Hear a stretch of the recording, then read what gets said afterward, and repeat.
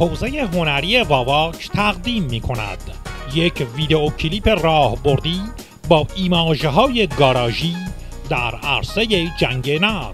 چشمان بیدار. این نماهنگ حاصل پارس‌های سپاسگونه است در تقدیر از مشتی جاسوس قاتل بدذات، سوتی دادم، در تقدیر از سربازان گمنام ولایت.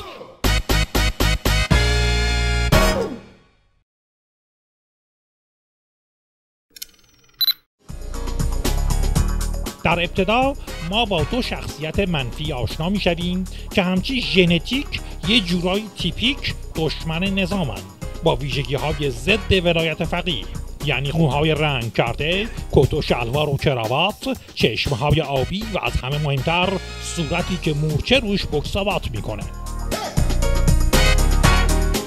در برش های موازی با یک مأمور وزارتی آشنا میشویم که اصل جنسه، یعنی فشنش برند ولایت داره، زشت، بدترکیب، پشمالو و سیاه و سفید. آدم بدای ویدئو کلیپ که داد میزنه همه‌شون وابسته به بیگانگان هستند، طرح خود را با استفاده از ابزار خطرناکی مثل تلفن عمومی و دیسک قلمی اجرا میکنند.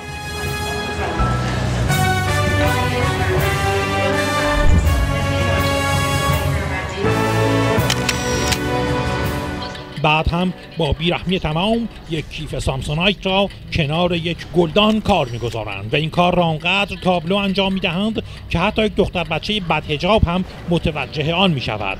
دیرین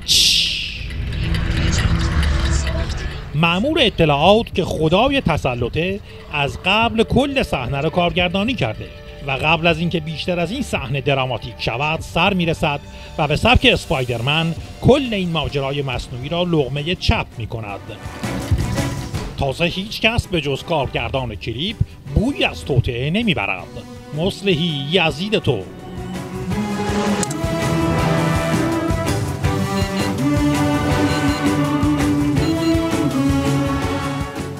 از این نقطه به بعد ایده های کارگردان برای ادامه ویدئو کلیپ ته می کشد و تدوینگر با بیل شروع می کند به چسباندن یک سری تصویر بنجل به ناف یک ترانه دوزاری.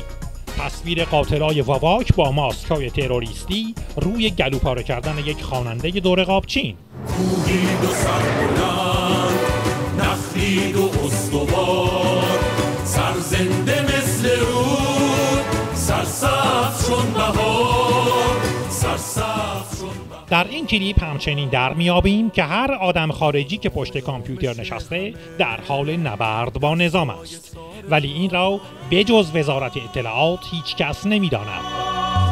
چهره ها چه آرام، سینه ها چه پرجوش، در نبرد پنهان، در نبرد خاموش.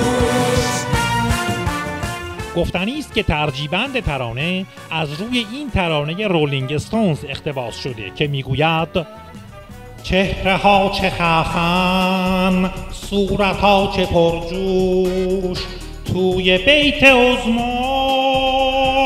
اینجا مکس میکنیم تا هم خواننده نفس بگیرد و هم شنونده درش برای آهنگ تنگ شود و بعد ادامه میدهیم دنبال سوراخ موش. ببخشید هیچ هم خنده نداشت. در نبرد خاموش. در نهایت هم برای اینکه در این اوضاع پرشکاف نظام یک وقت یک خری تو وزارت اطلاعات یابو برش ندارد که به فکر عوض کردن آخرش بیفتد، ترانه روی صاحب طویله اطلاعات تأکید مؤکد می کند.